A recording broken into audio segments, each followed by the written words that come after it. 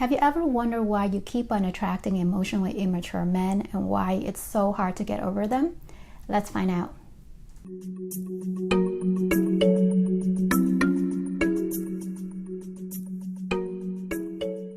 Hi everyone, my name is Quinn and welcome to the X-Files. This is a series where I attempt to explain those weird, confusing, and often frustrating behaviors that your ex did. Was he the problem? Were you? Or something else? Please note that this isn't a male or men bashing video. It's simply to explore a common phenomenon that happens in dating and relationship. Please take what resonates with you and leave the rest. Hopefully this new understanding would give you the insight you need to get over your ex. Don't forget to subscribe and click on the notification bell so that you don't miss any of my new videos. Also, please consider supporting me on Patreon if you find this helpful. Now let's get to explore the man-child. It just seemed like every woman I know, including myself, have fallen for a man-child. They're everywhere and in every culture and seem to be growing in numbers. Well, there's nothing wrong with them, and I don't blame them for being the way they are, because this is a normal psychological stage that all boys and young men have to go through in their emotional development, especially in their teens and 20s. However, being in a relationship with them do pose a lot of confusion, heartache, and challenges, especially if you want and desire a mature and equal partnership. Typically, this term is used to describe a biologically matured man but has an emotional immaturity of an adolescent. In popular culture, it's also known as the Peter Pan syndrome, which is the boy who never grow up, or the puer aeternus, which is Latin for the eternal boy. In China, they also call this the little emperor syndrome, especially with the one-child policy. In short, he is emotionally stunted at the adolescent age of emotional and psychological development who refuse or is unable to move on to the next stage of maturity. His outside doesn't match his inside, so it's easy to mistake him to be more grown up than he really is. Now, I used to naively believe that any guy after 25 is considered to be mature, since that's when the brain, the frontal lobe anyways, is fully developed in adults. But this isn't true. His age can be deceptive. Biological maturity is very different than emotional and psychological maturity. In fact, one UK study found out that most men do not reach emotional maturity until they're 43, and for women it's 32. So this 11 years gap in maturity level may explain why women struggle to get their men to act grown up or behave like an adult in relationship. Now, traditionally, the initiation into manhood for boys are done by the elder male in the family or the tribe, like their fathers, grandfathers, uncles, and wise men, not the women, and definitely not his wife or girlfriend. So for a man-child who never got that initiation from his elder male relatives, would tend to seek out relationship with women who will mother, nurture, and provide comfort for them, enable him to remain a boy who doesn't have to grow up. So ladies, if you are trying to raise or train your man to become your perfect partner, you will have a very angry and resentful man-child on your hand. And most certainly, you would feel like a failure, lonely, burnout, and disappointed because it was never your job to begin with. And that's not what he signed up for when he chose to be in a relationship with you. Now, I do want to clarify the difference between a man-child who is emotionally immature and a mature man who's still young at heart and retain his childlike nature. Oftentimes people confuse the two and would use that to minimize or excuse and perpetuate harmful childish behavior in a grown man. How you can tell is a mature man who still have a playful side can have fun responsibly and be able to meet his life goals and demands with little problem, whereas a man-child cannot. A man-child would rather have fun and party all day than work, and will fall apart or throw a temper tantrum the moment that the fun stops or when things don't go his way. I break the man-child down to 4 main categories, and it's normal if a guy have a mix or blend of all of these. What I'm describing is their primary way of behaving in life and relationship, so you be able to tell the difference. The first type is the lovable dumpling. An example of this would be Joey Tribbiani from Friends or Homer Simpson. Now, this man-child is blessed with boyish charm, lots of energy, and he has a very outgoing personality. He's usually a lot of fun and is never boring to be around. He can also be very kind-hearted, lovable, adorable, and he's very, he can be very loyal to his friends and family. And that's one of the reasons why you love him. Now, in the beginning, this man might pull out all the stops to romance you. Instead of feeling like a princess, you might feel like 2 little kids who's in a carefree bubble with no worries or adult responsibility. It's just endless fun and excitement like when you were younger before real life hits you. His magic is in making you feel young, alive, and excited.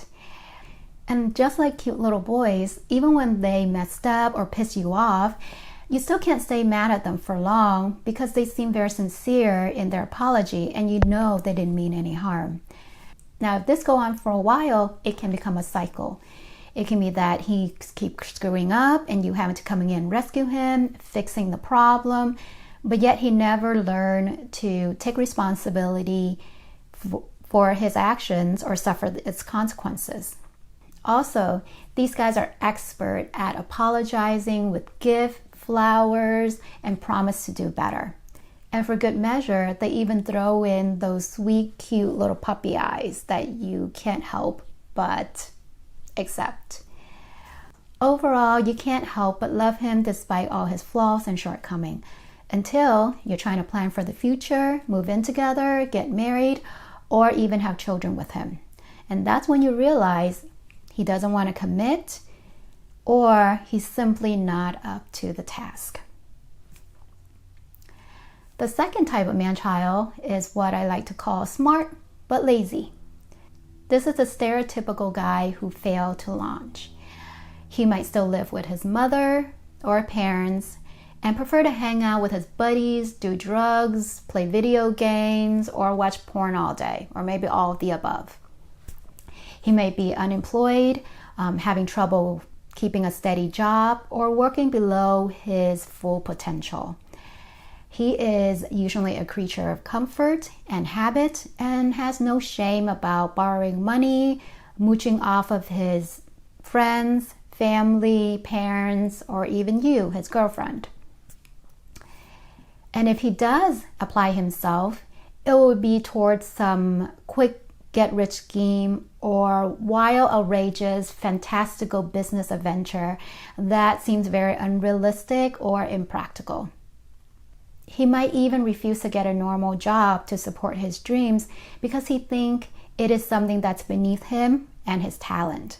And most likely, he's looking for you to be his supporting sugar mama. His best attribute is to sell you hope, dreams, and fantasy, but with no solid plan to follow through. It's always tomorrow. I'll get to it tomorrow. He can enchant you with his charming stories and funny, easygoing demeanor. But you might be betting on the wrong horse when you realize that is just another illusion, and then he leave you high and dry for another woman. With this type of man-child, you have to be very alert and not fall for his potential and actually look at his work ethics. Type 3 is the entitled F-boys. These guys love and crave attention, admiration, and adoration from women. They may be top of their fields, successful businessmen and celebrities, but have the emotional immaturity of horny teenage boys who can't keep it in their pants. Women are usually seen as objects to be desired and used for pleasure, comfort, and to increase social status. You see this a lot with the Instagram culture. Naive or unaware women might mistake their arrogance, brash, and narcissistic personality for confidence, but nothing can be further from the truth. These guys can present a larger-than-life persona, and they know how to woo you, entertain, and show you a good time while they're pursuing you. But don't expect them to see you and treat you as an equal partner once the novelty wears off. Out of all the types of man-child, this one might seem to be the most accomplished, manly, high-valued, and grown-up of the bunch. But deep down, he is still an insecure, immature boy who relies on women and money to make him feel like a man. Type 4 is the good mama's boy. These guys tend to get a bad rap in Western culture, which prizes individuality and independence, but in more conservative family-oriented culture, they are considered to be a good catch. The belief is that if he is obedient to his mother, treat her with respect and kindness, then he would do the same for you. And there's nothing wrong with that at all. He's usually presented as nice, sensitive, kind, polite, and well-mannered. You might even describe him as being more shy and introverted compared to the other 3 types of man-child. He is capable of holding down a respectable job and lead a fairly normal life. Yet as you get to know him, there seems to be something lacking, and that is male assertiveness. Not aggressiveness, assertiveness.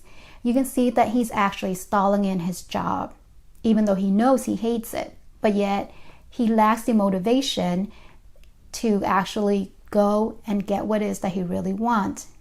That ambition, that drive, that greater purpose in life. He doesn't seem to have it. He might be content with where he's at, or he grumble and complain, but never really doing anything about it. And you also see that he lacks boundary control, especially with his overbearing mother. His life is usually arranged for him by other people. He just kind of go along with it. And because of that, he tends to be indecisive, ambivalent, clueless, and play a very passive role in the relationship. You kick, he moves. You plan, he'll show up. You give, he takes. So unless you initiate or make the first move, nothing will happen. At first, this relationship might feel really nice and peaceful because he leaves all the planning and decision making up to you, especially if you have more of a controlling or perfectionist nature. In this case, you give up the fun and excitement for the stability and security of the relationship. But over time, you can grow to resent him for leaving you to do all the work as his mother and life manager. How do you know if your ex is a man-child? Usually, most women know if they're with a man-child, unless she has never been in a relationship before or date more than one guy. Here are a few signs if you're still unsure. The first one is very obvious. You will feel more like his mother and babysitter than his girlfriend. He often blames you and other people for everything that goes wrong in his life and never take any responsibility for himself. Life just happens, and he is the helpless victim when things goes wrong. The relationship feels one-sided and unequal in terms of money, time, effort, and commitment. You give and he takes without any equal reciprocity. You feel like you're in charge of doing all the emotional and mental labor for the relationship, while he gets to go and have fun, sometimes with your money. And if you speak up, he will call you a buzzkill, no fun, a nag, and then tell you remind him of his controlling mother. You can find him being anxiously attached to you after the honeymoon period is over. Whereas before, being attached at the hip used to be cute and fun, but now it's just annoying and frustrating. It's like you guys are handcuffed together. He can become clingy, jealous, possessive, and needy when you try to do things without him, especially if he has low self-esteem or doesn't really have a whole lot going on in his life. Another sign is that he can often accuse you of cheating on him if you do not return his texts or phone calls ASAP. So you constantly have to defend yourself and reassure him of your love and devotion to him. He can also guilt trip you in needing time and space for yourself. So you ended up having to work harder and catering to his needs while neglecting yourself. And even then, it's still not enough for him. Another sign is that he lacks emotional regulation. When he's happy, he sees you as all good, perfect, and angel. But when he's cranky and you have been ignoring him, he sees you as all bad. He forgets everything else that you have ever done for him. It's always black or white. For him, there is a thin line between love and hate, trust and mistrust, and it can flip just like that. Then, to you, it becomes a full-time job just to keep him from throwing a temper tantrum or acting like a toddler. Lastly, he also has a propensity for magical thinking. Thinking if I just ignore it, don't hear, don't see, don't talk about it, then things will magically solve on their own. And this is a way for him to escape reality and real life responsibility, sometimes even through addiction, sex, games, gambling, and other risky behavior. How is a manchild different than an emotionally unavailable man? It can seem like there's a lot of overlap, and that's true. Both of these guys are emotionally immature and can act very selfish in a relationship. It's simply a matter of the underlying motivation. One quick way to tell is ask yourself, how do I feel when I'm with him? For a man-child, you will often feel like you're his mother and he is your dependent, needy son. He tends to be more anxious. He has more of an anxious attachment style. And he will apologize or make promises to you and give you anything you want if you threaten to leave him. After the fun and games are over, you most likely feel angry, annoyed, and resentful for everything that you have given him and done for him, but yet getting very little in return. While for an emotionally unavailable guy, you will feel like you're the needy one in the relationship, always chasing after him for love, attention, and affection, but yet never truly getting it. You constantly feeling like you're deprived and you're not good enough.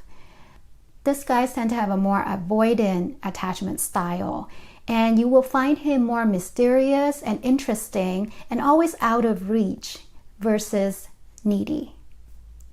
If you need more clarification on the emotionally unavailable guy, go ahead and watch my previous video. I'll leave it up in the info card above and also in the description box below. So what makes them this way? Usually it started in their family of origin. Let's look at a few common patterns. The first pattern is him having a weak, incompetent, or absent father and an overprotective, controlling mother. This dynamic usually set up the guy to become a good mama's boy.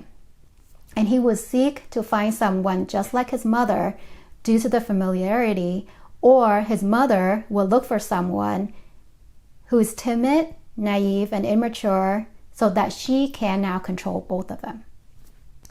Since his father is not available to initiate him into manhood, he doesn't really have a role model of how to access his masculine power to counteract his mother's influence. Until he is ready to cut the umbilical cord, he will forever remain a man-child and never truly step into full manhood. Another scenario is a guy who grew up with a man-child father and a self-sacrificing mother. This type of pattern will create the first three types of man-child: the lovable dumpling, the smart but lazy, or the entitled F-boys. These guys take after their fathers, and they will look for women just like their mothers who will enable them to stay as eternal boys who never need to grow up or take responsibility for themselves. He usually feels entitled to be taken care of, nurtured, and be loved unconditionally by the women in his life, since this is what he saw, this is what he knows, and this is what he expects. If you do not meet his unrealistic expectation, he will blame you for not loving him enough or be a good enough partner for him, since he constantly compares you to his mother or his previous exes, who apparently sounds very wonderful after he broke up with them, but yet they couldn't please him either. Then there's developmental trauma, such as childhood abuse or neglect. In the worst case, it can result in personality disorder like narcissism or borderline personality and keeping the guy psychologically stuck in the adolescent stage or younger. This will require therapy to work through, and it's not something he can grow out of or you loving him enough without him putting in the effort himself. For a man-child who is content with his life situation or doesn't see that there's a problem with his behavior, the only trigger for change is through a significant loss. This can be in the form of a breakup, a job loss that he really cares about, or the death of his loved ones, especially his mother. He has to really feel this loss and willing to sacrifice his childish ways to grow up and mature. No one else can do it for him. But don't be fooled. Old habit dies hard. A man-child is notorious for making promises of change, including to go into therapy or even propose marriage or moving in with you when you threaten to break up with him because he knows he's about to lose a good thing. He can be on his best behavior for a short time, a few weeks, until things smooth over, you're not mad at him anymore, but then slowly he'll revert back to his old ways. You still find yourself having to constantly remind him, and yet he still won't be able to pull his own weight in the relationship. This can leave you in a dilemma if you decide whether to break up or stay. On the one hand, you remember all the fun times that you guys had together and wishing that you can go back there again. But on the other hand, you're struggling to accept the reality that he doesn't have the capacity to become the man you want or need. Yet you feel guilty for leaving him. Love has now become guilt and pity. You're worried that he won't be able to survive without you. You're also afraid that he'll withdraw his love from you, or worse, after you break up with him, he finally grows up and then the next woman is going to get the better version of him. So you keep on investing, putting more in your time, effort, energy, hoping to get some kind of return. But all it does is keeping both of you from growing and living your life. By the time you know it, he has become even more dependent and reliant on you. And now it's even harder to leave. Once you finally have the courage to break up with him, don't be surprised if you quickly get into another relationship or move in with a new girl or act like you didn't really mean anything to him at all. And that is because he never truly invested emotionally in you or the relationship. It's sad to say, but any pains that he shows, it's a pain of needing to grow up. At least then you know for sure, if he moves on quickly, that he hasn't really changed. He just went from one mother to the next. So how can you break the pattern? I truly believe that it takes two to tango. A man-child cannot remain one for long if he doesn't have an enabler. So even if you're able to see all these signs, it's not until you're able to consciously look at the role you play in the relationship, you're bound to repeat the same pattern over and over again with the next guy. You can move from, the lovable Dumpling to the entitled F-boys, or then to the good mama's boy. So it's not uncommon to see yourself cycling through all these different types of man-child. So see if you can recognize some of these in yourself. Are you a woman child yourself who's only looking for a good time and to escape from life's responsibility? Then you would be drawn to the lovable dumpling or the entitled F-boys. This pattern might be okay in your 20s and maybe even your 30s, but it's starting to look sad and tragic when you enter your 40s and 50s with this type of mindset. To break free from this pattern, you will have to really give up your immature ways and focus that energy into developing yourself either personally or professionally and leave these men, children in the past. Next, are you a hardworking professional woman who enjoys teaching, mentoring, and nurturing young talent? You can very well fall for the smart but lazy man-child.